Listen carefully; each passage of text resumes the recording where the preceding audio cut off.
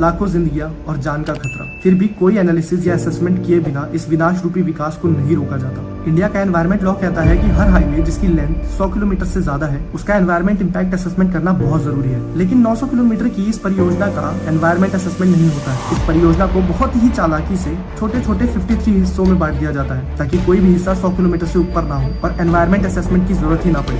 इस टनल का निर्माण नवयुग इंजीनियरिंग कंपनी लिमिटेड के द्वारा किया जा रहा है। इस टनल के निर्माण में कई सुरक्षा प्रोटोकॉल्स की खिल्ली उड़ाई गई। जब भी ऐसी टनल्स का निर्माण होता है तो एक एस्केप टनल बनाई जाती है ताकि आपातकालीन स्थिति में उस टनल का इस्तेमाल करके मजदूर बाहर निकल सके। लेकिन इस टनल में एस्केप टनल कभी बनाई ही नहीं गई थी। इस टनल के निर्माण में ड्रिलिंग और ब्लास्टिंग की विधि का उपयोग किया गया, क्योंकि विशेषज्ञ कहते हैं कि हिमालय जैसी संवेदनशील जगहों पे इस विधि का प्रयोग नहीं होना चाहिए। 2019 में भी इस टनल का एक हिस्सा कोलैप्स हुआ था। टनल को तो 2023 में ही बनकर समाप्त हो जाना चाहिए, लेकिन इसी तरीके के बार बार भूस्खलन की वजह से टनल का निर्माण स्थगित होता रहा और अब एक यह हादसा इसके भविष्य पर भी एक सवालिया निशान खड़े करता है।